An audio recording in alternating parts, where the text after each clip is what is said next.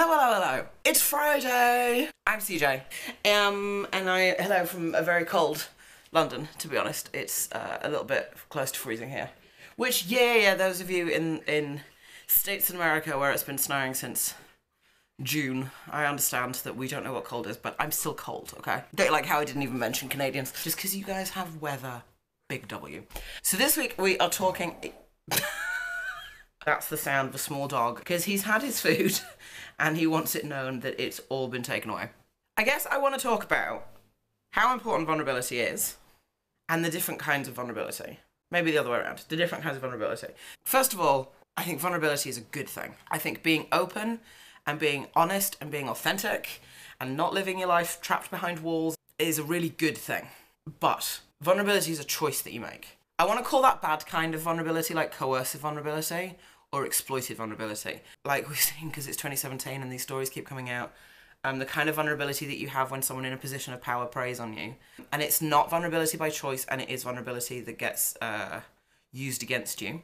That's definitely something that I've experienced. You know, like I'm a survivor of childhood abuse. Like that's definitely something that I have had to war with a lot. And so definitely in like my late teens, early 20s, my way of like getting through this was by like putting up walls and being like, no, like nobody can get to me, it's not a big deal, like this is, I don't have to talk about it.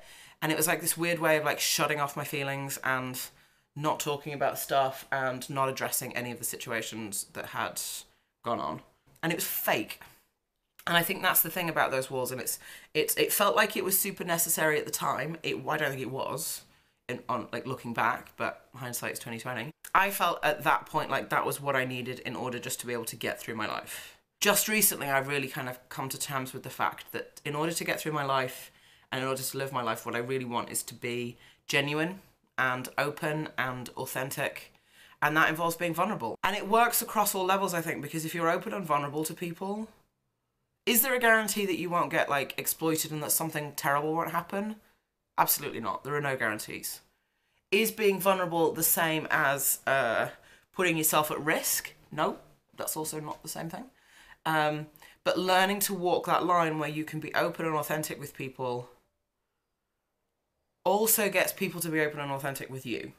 And I think that that's a really important side effect of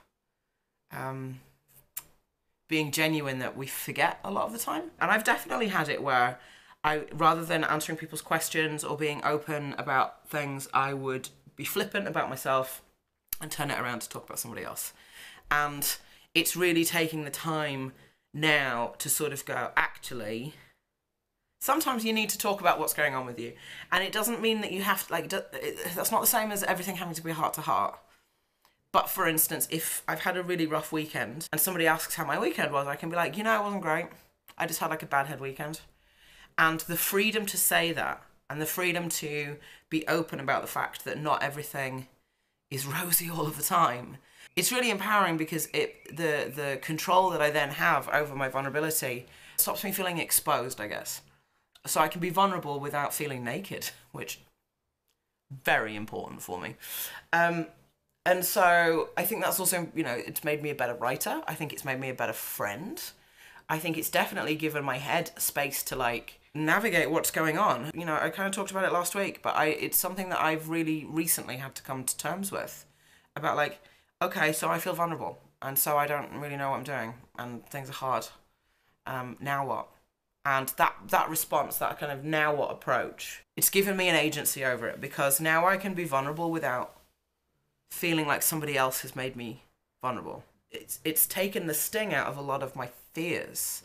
Instead of letting somebody else control when things are used against me, it's going, well, that's not a weapon. Describing who I am isn't a weapon.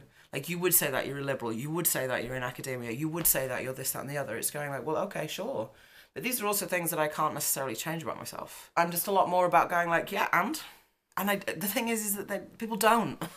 Like, typically they don't in my life.